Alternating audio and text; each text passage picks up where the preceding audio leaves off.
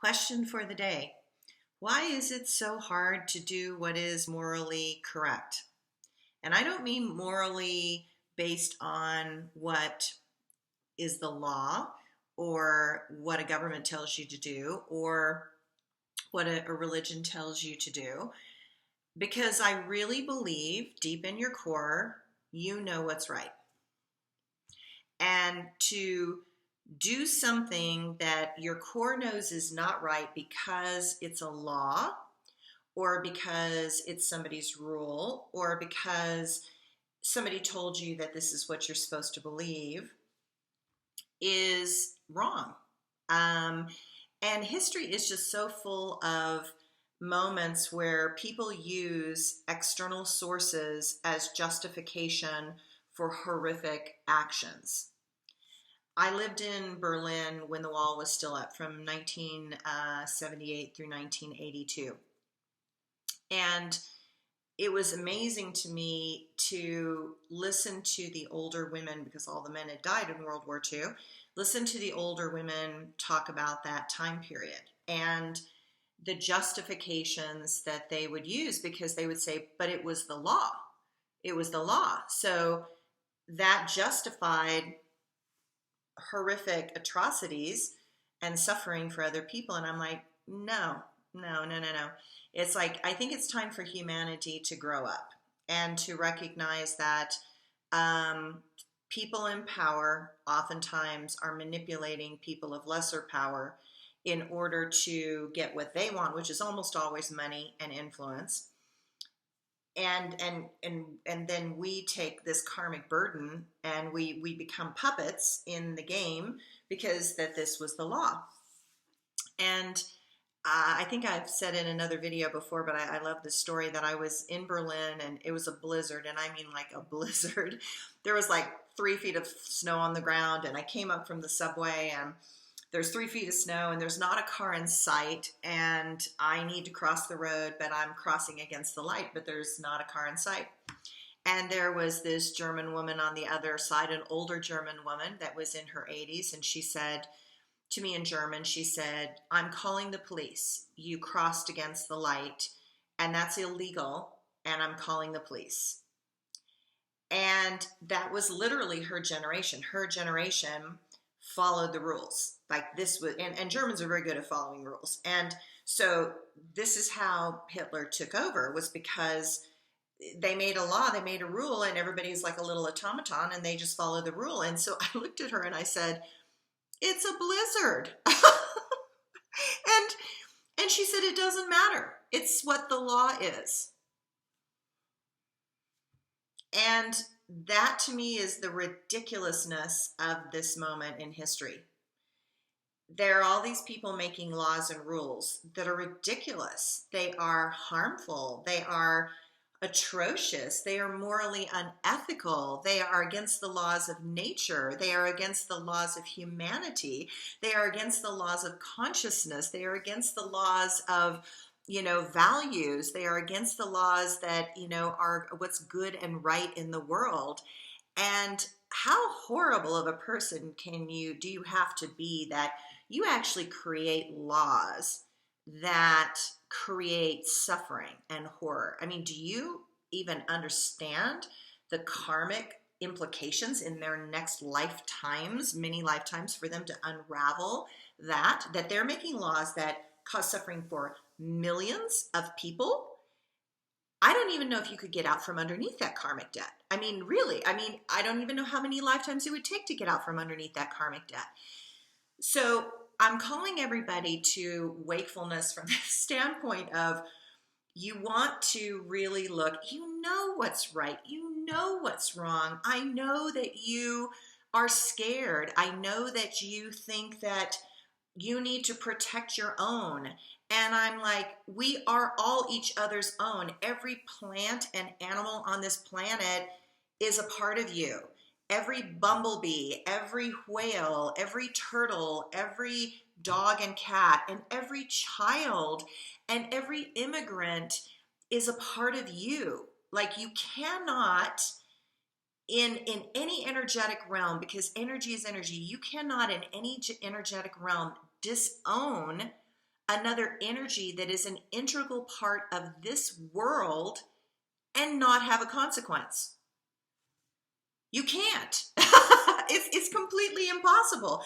Like, if you put your energy out and cause pain and suffering on a conscious, intentional level, because there's also unconscious levels, but conscious, intentional level, when you know it's wrong, when people, and especially when people are already suffering, when people are already hurting, when people are already scared, and you make it worse, like you actually make it worse, you do not help, but you actually actively, vindictively, maliciously, violently, verbally cause harm.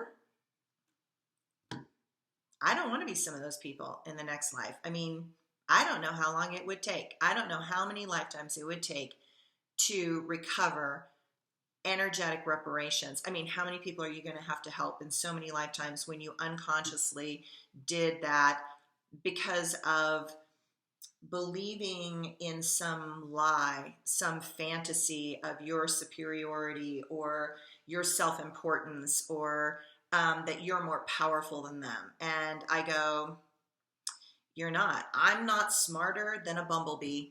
I'm really not. A bumblebee is attuned to a particular frequency and does a particular job, and in its realm, it's king. It's absolutely king, and it is way smarter than me around ultraviolet light and being able to detect certain things. It's way smarter than me. It can make honey. I can't make honey.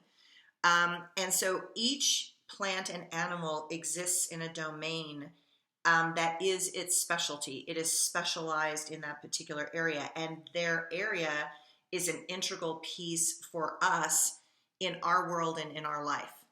And without them, we will not exist. We will cease to exist as we know it. We will lose something that is incredibly beautiful and sweet. And we are less than because of that. We are absolutely less than because of that.